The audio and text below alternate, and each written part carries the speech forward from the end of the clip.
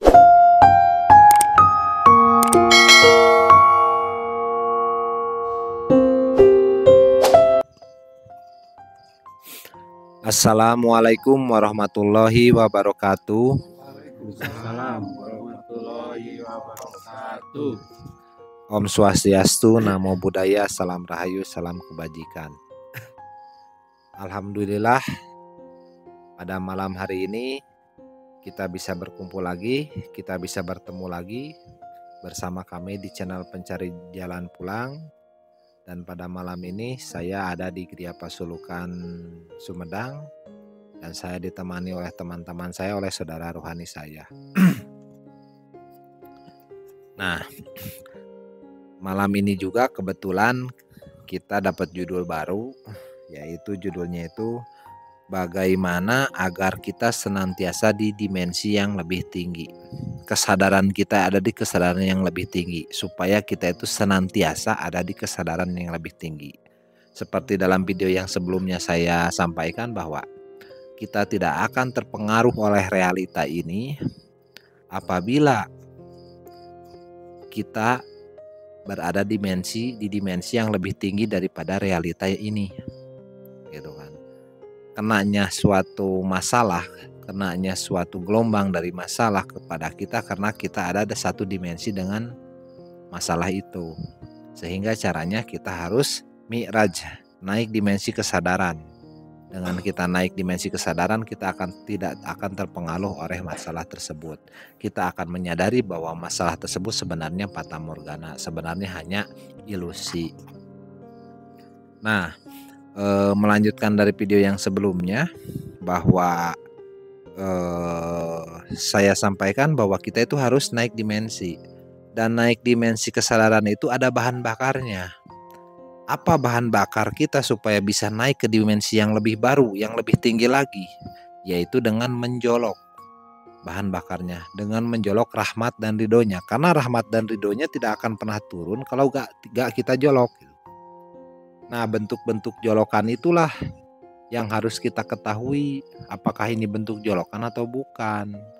Sebenarnya apapun juga bisa jadi bentuk jolokan, asal syaratnya kita beserta dulu dengan Tuhan. Kita mengaitkan dulu segala sesuatunya dengan visi misi Tuhan. Bagaimana kita bisa mengetahui apakah itu visi misi Tuhan atau tidak? Berarti kita harus kenal Tuhan dulu. Bagaimana supaya kita bisa kenal dengan Tuhan? Kita harus ketemu dulu orang yang telah kenal dengan Tuhan dulu. Di mana orang yang telah kenal dengan Tuhan nanti akan mengajarkan, akan menunjukkan jalan dan caranya. Bagaimana supaya kita bisa nyambung kepada Tuhan? Bagaimana supaya kita bisa beserta dengan Tuhan?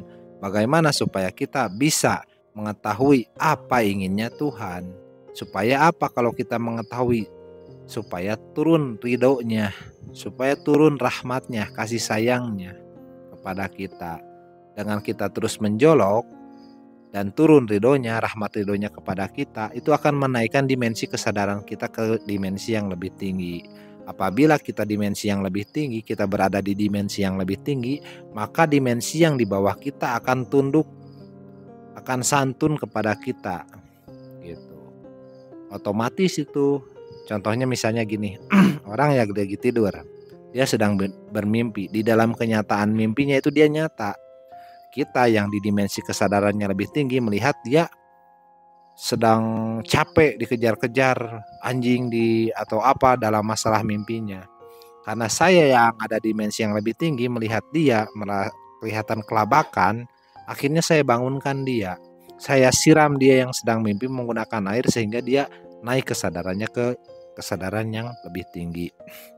Nah, itulah poinnya, bahwa ternyata kesadaran yang lebih tinggi itu akan lebih dominan kepada kesadaran yang di bawah. Kita tidak main di alam bawah sadar, tapi kita main di alam atas sadar. Supaya bisa tembus ke alam atas sadar, ada syarat dan rukunnya. Semua orang bisa main ke alam bawah sadar, tapi tidak semua orang bisa main ke atas alam atas sadar. Untuk bisa main ke alam atas sadar ada rukun dan syaratnya. Ada proses baiat disebutnya, gitu. Setelah kita dibaiat, nanti kita harus adaptasi. Kayak kita masuk ke dalam air, kita harus adaptasi, jangan panik. Adaptasi bagaimana kita bisa bereksplorasi, menyesuaikan keadaan kita di dalam air gitu. Makanya kata guru saya bahwa setelah kamu dibayat di sini, hidupmu akan nano-nano. Kau akan banyak masalah. Karena itu ujian demi ujian, itu terpaan demi terpaan, supaya kita bisa beradaptasi di sana. Karena kita masuk ke ruang vakum yang baru gitu. Di ruang gravitasi yang baru. Mungkin itu pendahuluan dari saya. Barangkali ini ada saudara-saudara yang mau ngasih masukan gitu, yang sama-sama belajar di sini, yang pernah mendapatkan pengalaman empiris setelah belajar beradaptasi di sekolah ini. Mangga silahkan. Pak Iwan, makasih.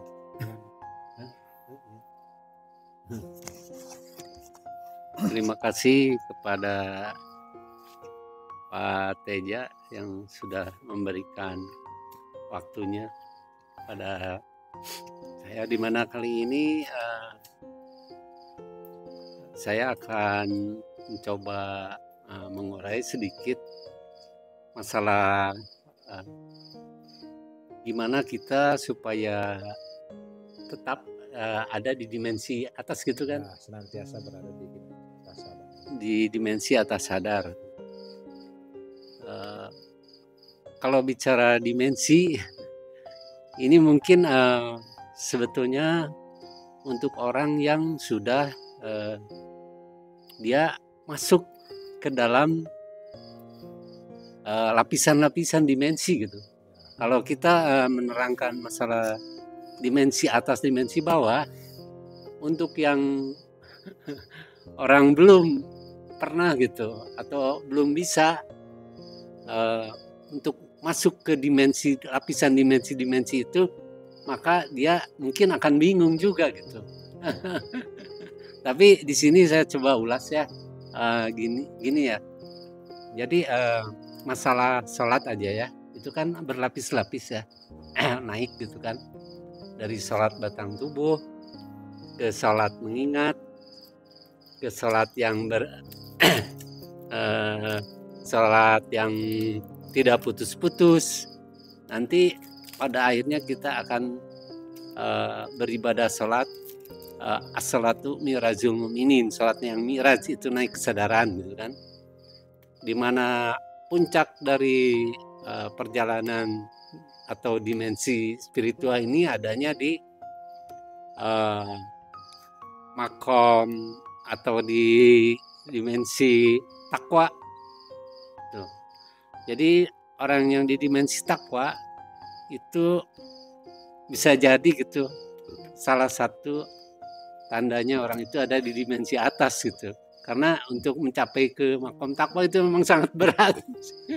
Kita harus sudah bisa hijrah dan harus bisa sholatnya ada di sholat as-sholatu mi'rajul mu'minin. Jadi dia setelah Islam, iman, barulah dia bisa disebut mukmin gitu. As-sholatu mi'rajul mu'minin itu sebutannya juga sudah beda gitu. Jadi tidak gampang setiap orang untuk menjadi mukminin gitu. Nah, mungkin ini tips ya dari saya ya, untuk kita proses ke perjalanan itu gitu. Makanya tiap orang itu dari kita ini nggak bisa sih menentukan dia di dimensi mana, dimensi misalkan berlapis-lapis kan ya. Tapi tetap itu kan kodim gitu. Itu ada di ranah rohani gitu. Hanya dialah yang ini. Yang penting kita berproses aja terus gitu. Jadi intinya di sini menurut saya makom yang paling tinggi adalah makom di ranah ketuhanan gitu. Tidak ada lagi gitu. Jadi untuk misalkan kita masuk ke dimensi kesadaran yang paling tinggi ya, kesadaran berketuhanan itu dimensi yang paling tinggi gitu. Cuman di dimensi ketuhanan itu ada berlapis-lapis lagi gitu di situ. Tapi ketika kita udah masuk dimensi misalkan gitu, dimensi atas sadar aja, ultra tuh, kita tuh udah di atas gitu daripada orang-orang yang di dimensi sadar gitu. Untuk misalkan kita selalu ada di dimensi atas atau di atas sadar itu, ya kita harus, kalau yang umum nih, yang awal, yang belum masuk itu ke dimensi-dimensi itu, ya dia tuh harus nyari dimensi dulu, harus masuk dimensi dulu dengan cara ya dia harus mencari seorang guru atau seorang wasilah, yaitu walia mursida, guru mursid atau ulil amri minkum, yang dia tuh ilmunya tuh tersambung gitu sampai kepada Allah. Dia yang menjadi tali sambungan kita untuk sampai kepada Allah. Soalnya yang sampai kepada Allah tuh ya Allah sendirilah.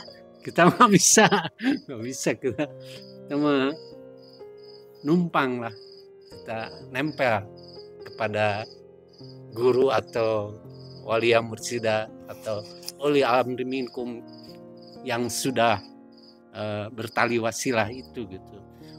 Untuk kita bisa standby gitu di dimensi itu, ya berarti kita harus beserta.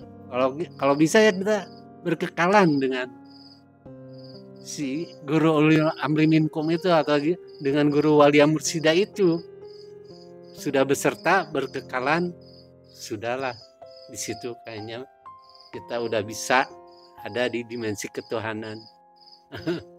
Tapi itu juga tetap kitanya harus harus betul-betul gitu untuk menjaga supaya kita stay tune terus di situ, harus berpegang erat-erat sih. Tetap di makom mana aja kalau kita tidak berpegang erat-erat, menjalankan visi misi tersambung ya, yang tadi makom mengingat, makom beserta, dan makom berkekalan itu harus kita pertahankan. Seperti Pak Teja tadi uraikan, kita gimana kalau kita misalkan ini mah buat yang orang udah ada masuk dimensi ya, supaya kita di luar tapi kita tersambung, nggak apa-apa di luar, tapi kalau saya sendiri cara menyambungkannya ya, kalau kodim itu tidak selalu harus bertemu fisik sih. Jadi mainnya main di ranah kodim. Di dalam hati aja kita disebutin udah tahu sih sebetulnya. Jadi kita udah beda ya bahasanya gitu. Mungkin ya tetap harus nyambung gitu. Tapi nggak usah kita langsung ini juga, nggak apa-apa, bisa. Udah di ini. Ya mungkin itulah sedikit dari saya. Mungkin ada tambahan dari yang lain. Oke, luar biasa sekali itu masukan dari Pak Iwan. Sedikit saya menyimpulkan bahwa yang disampaikan oleh Pak Iwan itu bahwa ini tuh sebenarnya pembicaraan di ranah pelaku ruhani, ya, gitu kan. Terus kenapa kita sampaikan di rekaman ini untuk dipublikasi? Seperti sering saya jelaskan, saya merekam ini bukan karena untuk dimengerti oleh teman-teman, ya. Kita membuat rekaman di sini itu tak ada niatan supaya teman-teman paham. Saya membuat rekaman ini untuk menjolok rahmat dan ridhonya. Jadi ini buat saya sendiri, bukan buat orang lain paham. Karena saya sadar orang akan paham karena dipahamkan. Orang akan belajar ke sini karena dia kehendaki untuk belajar ke sini. Makanya saya bodoh amat, gitu kan. Gitu. Nah, adapun yang disampaikan oleh Pak Iwan bahwa setiap lapisan dimensi itu ada posisi besertanya dengan Allah. Mau makom ini, makom ini itu kan relatif disebutkan. Kalau saya sebutkan makom ini, makom itu relatif. Dan sebenarnya nggak bisa disampaikan. Cuman kalau orang yang sudah belajar mendengar obrolan kita ini, pasti mereka gak akan bisa membantah. Harusnya teman-teman yang sudah tahu bahwa obrolan ini ternyata memang ada kodimnya, silahkan bergeser ke sini. Kenapa? Karena di sini potensinya besar. Buat teman-teman yang sudah baiat, misalkan di tarekat mana, dan mengetahui mengkonfirmasi apa yang kami sampaikan di sini, boleh bergeser ke sini. Karena di sini potensinya besar untuk menjaga frekuensi teman-teman supaya stay tune di dimensi atas sadar. Apabila teman-teman belum bisa mencapai kepada guru kodim, masih bergantung kepada guru teman-teman yang jahir yang sekarang sudah berlindung, teman-teman bisa menjolok lewat jolokan di sini gitu. Mungkin ini gak buat umum, tapi buat orang-orang khusus yang melihat video ini gitu kan. Karena apa? Rata-rata saya orang yang sudah belajar misalnya di tarekat yang waris, ada potensinya besar, tapi belum sampai kenal kepada guru yang kodim. Begitu guru yang jahirnya meninggal, wafat, berlindung, mereka kelimpungan seperti anak ayam yang kehilangan induk gitu. Nah, pasti mereka akan mencari lagi, hilang lagi rasanya. Nah, disinilah potensi yang paling besar. Makanya saya sampaikan di sini bahwa banyak nama tarekat, tapi belum tentu potensinya gede, gitu kan. Setrumnya gede. Gitu. Apakah hanya cukup dengan wirid berjamaah dan suluk terus-terusan seperti itu? Enggak, itu hanya metodologinya. Nanti pengaplikasiannya setelah itu justru yaitu bakti. Bagaimana cara membaktikan diri kalau misalkan kita belum kenal sama guru kodimnya dan guru jahir sudah berlindung, pasti akan bingung teman-teman. Harus nyari lagi setrumnya, kemana larinya nanti al-ulama warasatul ambiyanya gitu. Makanya buat teman-teman yang sudah baiat di tarekat mana, misalkan satu sanad guru dengan kita dan kebetulan teman-teman yang belum sampai kepada guru kodimnya, di balik guru jahir itu dan guru jahirnya keburu wafat, guru keburu berlindung, segera bergeserlah ke tempat yang masih banyak potensinya. Dan di yang banyak potensinya, peluang untuk mencapai ke makom kenal kepada guru yang kodim pasti itu akan lebih besar. Monggo silahkan, barangkali mau dilanjut sama siapa? Pak Ustadz atau Bang Teguh? Silahkan Bang Teguh. Oke, terima kasih Bang Teja. Ya, sebuah pandangan yang sangat menarik. Dan memang tadi itu apa dimensi bagaimana untuk senantiasa. Oke. Seperti yang kita ketahui, kita diajarkan oleh guru kita bahwa kesadaran itu kan berlapis ya. Ada alam di bawah sadar, alam sadar, dan alam di atas sadar. Nah, kita sebelum belajar dan sekolah di sini kan kita berada di alam sadar, dan bahkan seringkali kita terbawa ke alam bawah sadar, di mana gelombang itu membawa kita ke hal-hal yang bersifatnya lebih duniawi ya, Malah lebih dominan kan. Nah, ketika kita berizki dan dikendaki masuk di sekolah ini, belajar tarekat di sini, kita dituntun oleh guru kita untuk menaikkan kesadaran ke alam di atas sadar. Dan itu ada prosesinya ya, tahapan-tahapannya. Nah, agar untuk kita senantiasa berada di alam atas sadar, kita jangan mudah terpengaruh oleh gelombang yang di luar. Seperti banyak hal-hal yang menggoda, mengganggu. Nah, kita senantiasa untuk tetap lurus itu, tidak terbawa ke gelombang bawah sadar itu. Karena memang karena kita berada di alam dunia yang sangat beragam ini gitu kan, gelombang-gelombang itu mudah muncul gitu. Bagaimana caranya agar kita senantiasa, ya kita berusaha untuk terus menjolok ke rahmatnya dan senantiasa terus mengingat. Bahkan kan dalam sholat itu ada kalimat as-sholatu li zikri, sholatlah untuk mengingatku. Dengan kita senantiasa mengingat, itu auto kesadaran kita pun akan berada di atas ya, tersambung. Gerak-gerik kita ya menuju ketuhanan. Nah, saya pun di sini belajarnya seperti itu. ketika ya ada masalah atau apa ya, itu hanya fata morgana gitu sebetulnya. Nanti ketika sudah lewat itu tuh hilang gitu. Cuman memang ketika datang itu rasanya ya luar biasa juga. Ketika itu datang ya segera naikkan kesadaran itu dengan cara ya menjolok agar ridhonya turun gitu. Ketika sudah lewat kan, oh itu kan seperti mimpi dalam tidur. Begitupun hidup ini, nanti ketika kita sudah ketemu kematian, kita ketemu kenyataan yang lebih tinggi lagi gitu. Nah, mungkin sekian dari Oke. saya. Terima kasih Bang Teguh pendapat dan masukannya.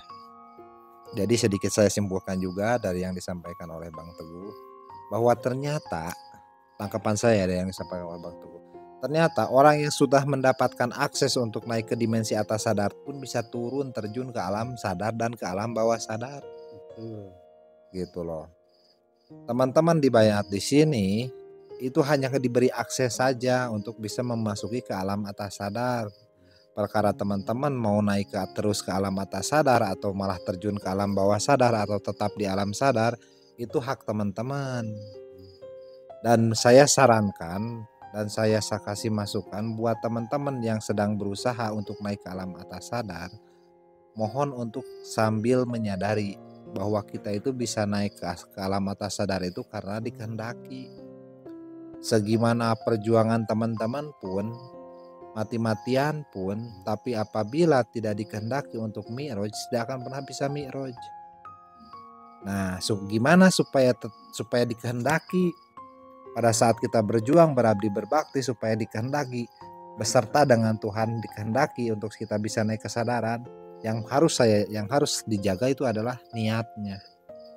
Jangan lupa berangkat ke surau, niatnya dijaga.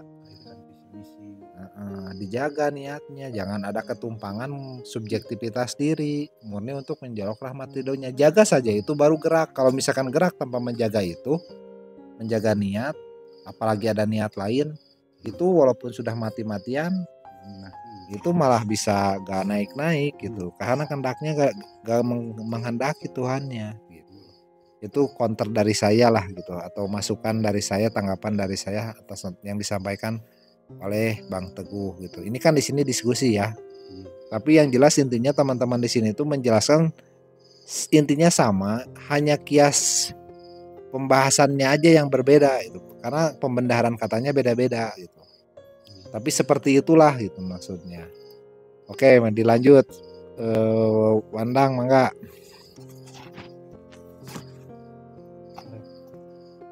Baik, terima kasih. Tema malam ini sangat menarik ya. Bagaimana kita di sini di Tarekat Naksabandia Khalidiyah Nusantara Ahmadiyah Nusantara ini sangat luar biasa gitu. Pengalaman saya di Tarekat ini untuk tetap menjaga di dimensi atas itu dengan cara berpegang teguh kepada tali wasilah itu, berpegang teguh kepada guru pembimbing itu yang disebutkan wali yang mursida. Karena tanpa itu kita akan terjerumus, itu akan naik turun gitu, akan turun lagi ke dimensi bawah kalau kita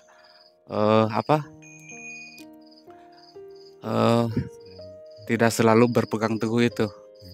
Karena di dalam Al-Quran saya pernah dengar ya, ayatnya lupa lagi, suratnya apa gitu, wa'tasimu bihablillahi jami'au wala tafaroku, berpegang teguhlah kepada tali agama Allah.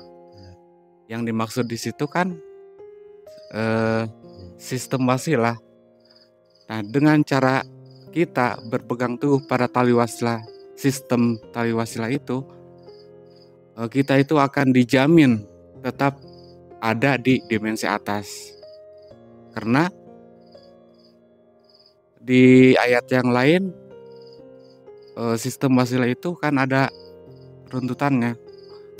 Sesuai di ayat An-Nisa 59, ati Allah wa ati Rasul wa ulil amri minkum. Taat kepada Allah, taat kepada Rasul, dan taat kepada ulil amri minkum. Dengan kita berbakti, berabdi, menjolok rahmatnya, dan tidak menolak perintahnya itu, kita akan dijamin dimensi kita akan selalu ada di atas. Dengan begitu, saya yang dialami di sini, alhamdulillah gitu, bisa mengalaminya sendiri secara empiris itu. Dan intinya kita tunduk patuh kepada guru ulil amri minkum itu, menjaga adabnya, menjaga perintahnya agar selalu dilaksanakan gitu. Karena kalau perintahnya ditolak, kita akan langsung turun ke dimensi bawah gitu. Ngeri kan? Jadi ada keterangan kan, orang yang beriman itu kan akan naik turun gitu imannya, sesuai kitanya menjolok yang gimana gitu, melaksanakan gitu. Pegang panas. Iya, makanya ada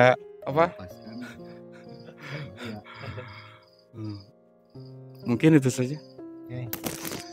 Terima kasih Bang Endang. Bahwa sedikit saya simpulkan dari yang disampaikan oleh Bang Endang, bahwa salah satu caranya untuk senantiasa berada di dimensi atas sadar itu yaitu dengan cara berpegang teguh kepada guru. Gitu. Itu adalah salah satu cara paling aman. Gitu. Terus berpegang teguh kepada guru gitu kan. Nah, sedikit counter dari saya bahwa gimana yang posisinya gak dekat sama guru, secara jahirnya juga gak dekat sama guru.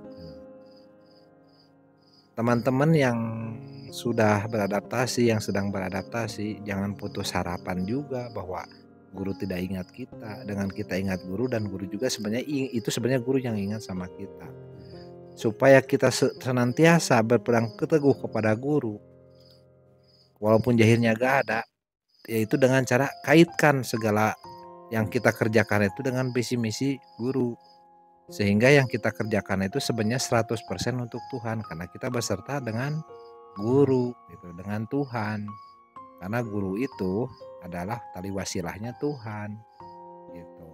Mungkin itu yang bisa kami sampaikan. Barangkali ada tambahan lagi dari teman-teman, ada nggak?